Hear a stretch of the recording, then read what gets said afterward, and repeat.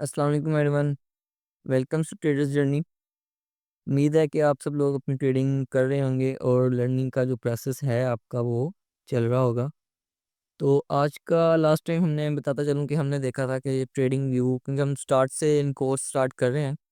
तो जो हमने क्लास 10 देखा था वो ये था कि हमने ट्रेडिंग व्यू कैसे यूज़ करना है, कौन कौन सी सेटिंग हमने उसमें ओके कर लेनी है। तो वो इस सेटिंग आपको मेरे चार्ट पे नज़र आ रही होगी। एक आरएससी नहीं है तो वो मैं उसको भी ऐड कर लेता हूँ। यहाँ से आके ये हमारी वो सेटिंग हो गई। ठीक है, मुझे उम्मीद है आप सबने ये वाला कर लिया होगा और आपने ये सब कुछ सेटिंग जो है आपने चार्ट पे अप्लाई कर ली होंगी। तो आज का टॉपिक तरफ बढ़ते हैं। तो आज का जो हमारा टॉपिक है ये है सपोर्ट एंड रेजिस्टेंस। क्योंकि बेसिक चीज़ से हम स्टार्ट करेंगे। सपोर्ट एंड रेजिस्टेंस कि हम सपोर्ट एंड रेजिस्टेंस कैसे लगाते हैं, हमारी सपोर्ट एंड रेजिस्टेंस कैसे वर्क करती है, सपोर्ट एंड रेजिस्टेंस है क्या, इसकी साइकोलॉजी क्या है। ठीक है, क्योंकि ऑल ओवर द जो क्रिप्टो ट्रेडिंग है ये एक ही चीज़ पे बेस है, वो है साइकोलॉजी। ठीक है, कि जो बायर्स और सेलर्स हैं वो मार्केट में कर क्या रहे हैं, उनका माइंड क्या कह रहा है। ठीक है, देखते हैं। ये नियर यूएसडीटी का चार्ट है 4 आवर्स का। नंबर वन, जो अगर आपने देखना है कि यार मैं इसमें सपोर्ट लगाऊंगा, रेजिस्टेंस लगाऊंगा और मेरी वर्क भी करे, ठीक है, तो वो आपने 4 आवर, 1 आवर और 1 डे, जो बेसिक आपकी मेन स्पोर्ट्स होंगी वो 1 डे और 4 आवर की होंगी। देन 4 आवर पे आपने शिफ्ट करना है उसे। ठीक हो गया। कैसे शिफ्ट करना है, सपोर्ट एंड रेजिस्टेंस क्या है, तो ये चीज़ है, हम अभी देखेंगे। सबसे पहले हम थोड़ा इसको फंडामेंटली देखते हैं कि सपोर्ट एंड रेजिस्टेंस बेसिकली है क्या ट्रेडिंग में। जैसे कि हमें ये सब नज़र आ रही है, ये कैंडल्स हैं। ठीक है, ये मुख्तलिफ किस्म की कैंडल्स बन रही हैं। इंशाल्लाह हर एक कैंडल का एनालिसिस करेंगे कि हर एक कैंडल क्या है, क्यों बनी है, क्या इसकी साइकोलॉजी इसकी क्या है, और हमने सपोर्ट यहाँ पे क्यों लगा रहे हैं। ये सब चीज़ें हम इंशाल्लाह पूरे कोर्स में डिटेल देखेंगे। तो अभी हमने क्या देखना है, सपोर्ट और रेजिस्टेंस। सपोर्ट, अगर हम फंडामेंटली एक वर्ड देखें बेसिक सा, सपोर्ट वो होता है यानी एक सहारा, यानी एक गिरते हुई चीज़ को एक सहारा मिलना, वो हम कहते हैं सपोर्ट है। ठीक है, और अगर हम इसी तरह रेजिस्टेंस का वर्ड देखें तो रुकावट, यानी कि एक चीज़ मूव कर रही है तो उसे रोक दिया जाए तो वो क्या है, हमारी रेजिस्टेंस हो जाएगी। ठीक है, ये हो गया सपोर्ट एंड रेजिस्टेंस का बेसिक सी चीज़ जो मैंने आपको बता दी। ठीक है, अब हमने लगानी कैसे है, सबसे पहले अच्छा मैं इसको रिमूव कर देता हूँ चार्ट, चार्ट थोड़ा मेरा और क्लियर हो जाए, बड़ा हो जाए और आपको ईजिली चीज़ें अंडरस्टैंड करने में लगे। तो आइए, ये अब एक चार्ट है मेरा, इस पे हर एक कैंडल है। सबसे पहले आपने चार्ट को कुछ इस तरह का कर लेना है कि आपको हर कैंडल विजिबल नजर आए और आपको ज़्यादा अच्छा। बेसिकली आज जो क्रिप्टो में क्या होता है, जो क्रिप्टो में हिस्ट्री रिपीट होती है। ठीक है, हम इसीलिए सपोर्ट एंड रेजिस्टेंस हो जाते हैं कि यहाँ पे हिस्ट्री होगी ना वो रिपीट होती है। ठीक है, अब किस तरह हिस्ट्री रिपीट होती है, अब फॉर एग्जांपल मैंने ये जो मेरे सामने चार्ट है ये मैंने नहीं देखा और मैं सिंपली बैकवर्ड मूव कर गया। ठीक है, मैं यहाँ पे आ जाता हूँ।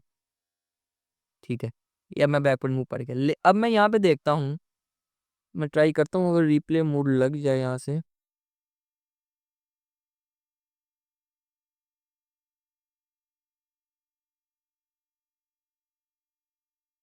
नहीं, ये फ्री वाला वर्जन है तो इस वजह से इसमें हम यूज़ नहीं कर सकते।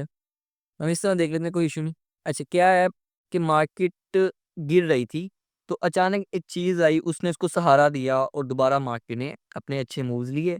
ठीक है, ग्रीन कैंडल्स बन गई प्रॉफिट वाली। ठीक है, अब हमने लगानी कैसे है ये कैंडल, सपोर्ट लगानी कैसे है, यानी ये मैंने आपको बता दिया, ये सेटिंग आपने कर ली होगी। यहाँ पे पड़ी है हॉरिजॉन्टल लाइन।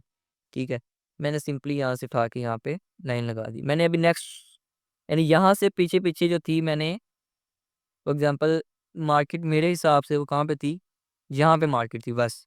ये जो नेक्स्ट चीज़ें हैं ये मैंने नहीं देखी। ठीक है, नहीं देखी। ठीक है, तो जब यहाँ से मार्केट आई तो यहाँ से लोगों ने खरीदा, ऊपर गया, यहाँ तक गया, फिर दोबारा आया यहाँ पे, फिर दोबारा अब देखिए उसी जगह से मार्केट फिर ऊपर गई। तो यार मुझे एक चीज़ का अंदाज़ा हुआ कि यार जब भी इस कॉइन की कीमत यहाँ पे आती है ना तो लोग यहाँ से खरीदते हैं।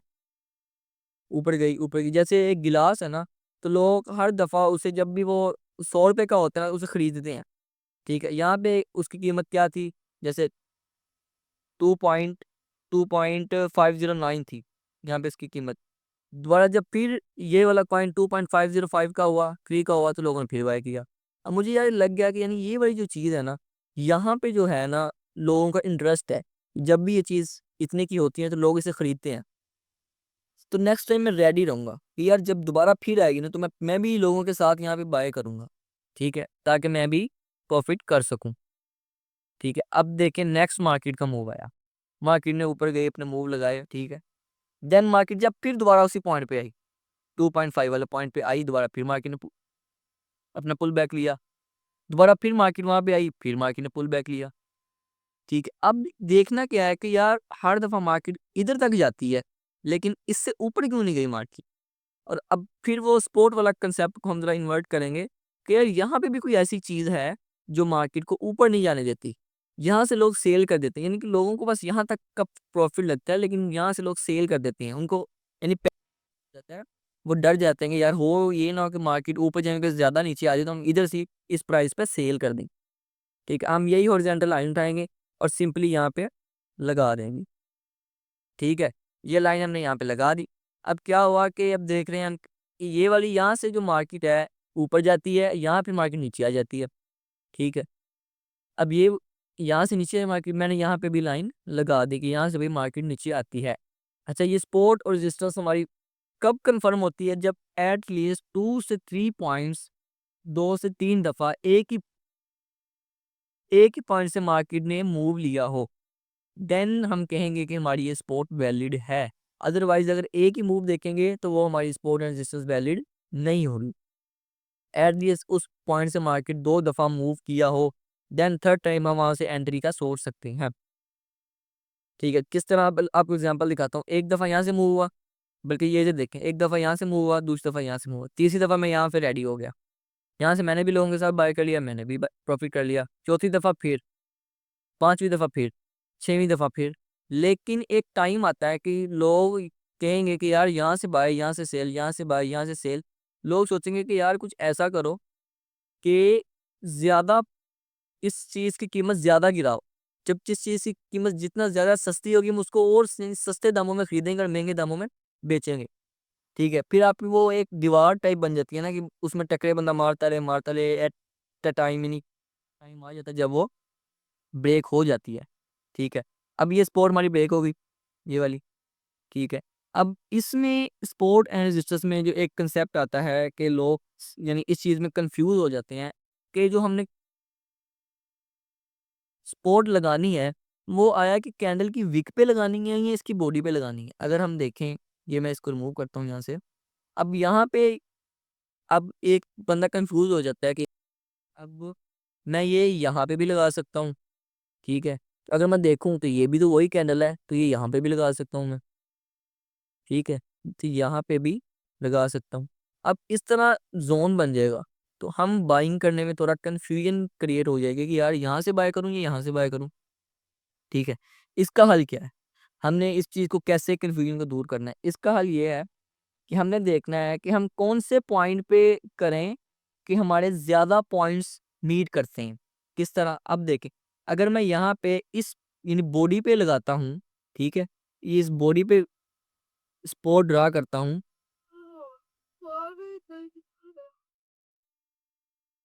मैं इस बॉडी पे यहाँ पे करता हूँ विक ड्रा, देन मेरा एक ये भी पॉइंट मीट होता है।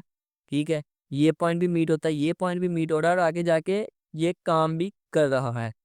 अगर मैं कहूँ कि यार मैं विक पे लगाता हूँ, ठीक है, अगर मैं यहाँ पे लगाता हूँ विक पे, ये विक पे लगा दी, देन विक पे मेरा ये वाला पॉइंट नहीं मीट कर रहा, ये वाला पॉइंट भी नहीं मीट कर रहा। ठीक है, तो ये चीज़ें हमने देखनी है कि बॉडी पे हमने स्पॉट ड्रा करनी है या विक पे करनी है। अब जहाँ पे हमारे ज़्यादा पॉइंट मीट करेंगे, हम वहाँ पे इसे करेंगे। ठीक है, अब ये आपने चीज़ें कैसे आनी है, ये आपको प्रैक्टिस से चीज़ें आनी है। ठीक है, बैक एंड पे जाएँ, बैक टेस्टिंग करें, इन चीज़ों को देखें, ये वर्क कर रही हैं। ठीक है, अब और भी एग्जांपल हम देख लेते हैं यहाँ पे। ठीक है, ये देखिए, हम यहाँ पे मैं यहाँ पे उठाए, देख देख रहा हूँ, यहाँ पे लगा लेते हैं हम। ये देखिए, अब देख लेते हैं यहाँ पे क्या कंसेप्ट है। यहाँ पे हम स्पॉट लगा लेते हैं, ये स्पॉट लगा ली हमने, ठीक है। अब यहाँ पे अगर हम देखें, अगर मैं यहाँ पे ये लगाता हूँ ना, तो मेरा 1 2 3 पॉइंट मीट हो रहे हैं। अगर यहाँ पे विक पे लगाता हूँ तो ये सिर्फ 2 पॉइंट मीट हो रहे हैं। तो मैं ये देखूंगा कि यार यहाँ पे इस पॉइंट पे मेरे ज्यादा पॉइंट जो है वो मीट हो रहे हैं, इस वजह से मैं इस चीज को प्रेफर करूंगा, ठीक है। मार्केट मार्केट ऊपर गई, नीचे आ गई, ऊपर गई। अब इस पॉइंट से मैं देख रहा हूँ कि मार्केट बार बार नीचे आ रही, तो मैं सिंपली एक लाइन उठाऊंगा, तो यहाँ पे इसको प्लेस कर दूंगा एज अ रेजिस्टेंस, ठीक है।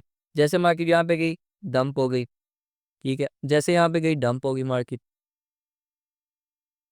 अब ये हमारी रेजिस्टेंस बन गई, ठीक है। तो ये इस तरह चीज़ें काम करती हैं। अब एक बंदा क्या करेगा, अगर उसने एंट्रीज लेनी है तो सिंपली यहाँ से जैसे देखेगा, एक दफ़ा मार्केट गई, यहाँ से एंट्री ली, यहाँ से सेल, यहाँ से एंट्री, यहाँ से सेल, यहाँ से एंट्री, यहाँ से सेल, यहाँ से एंट्री लेगा, यहाँ से सेल कर देगा, यहाँ से एंट्री सेल। यानी अगर कि बंदा इस चीज़ का अच्छा मास्टर हो जाए देन वो ट्रेड्स कर सकता है, ठीक है। ये चीज़ें ये चीज़ें मार्केट में वर्क करती हैं, लेकिन इन चीज़ों को पकड़ने के लिए आपको मार्केट को टाइम देना पड़ेगा। 4 4 5 5 घंटे, 6 6 घंटे आपको चार्ट के सामने बैठना पड़ेगा और आपको मेहनत करनी पड़ेगी, ठीक है। आप हर फील्ड को अगर हम डेली लाइफ में देखें, 5 5 6 6 साल यानी कि अपनी पूरी पूरी लाइफ देते हैं, ठीक है। 25 25 26 26 साल यूनिवर्सिटीज़ वगैरह में सब में हम यूज़ करते हैं, वो सारा टाइम देते हैं। तो इस हम कैसे ये इमेजिन कर सकते हैं कि हम इस चीज़ को एक यानी 2 3 महीने दे के इससे अच्छी अर्निंग कर सकते हैं, ठीक है। तो इस पे टाइम लगता है, कोई चीज़ें आसानी से नहीं आती, वर्क करना पड़ता है बंदे को, ठीक है।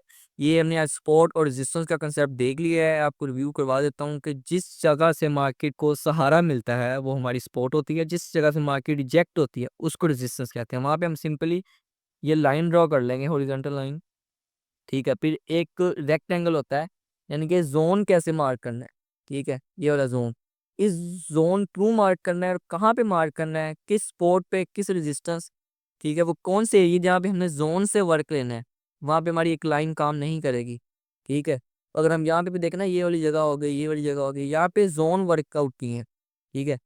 इन चीज़ों को इनके इसके लिए इंशाल्लाह मैं अलग से वीडियो बनाऊंगा, ठीक है। एसएमसी के रिलेटेड जो वीडियो होंगी वो हम देखेंगे, वो नेक्स्ट कंसेप्ट है।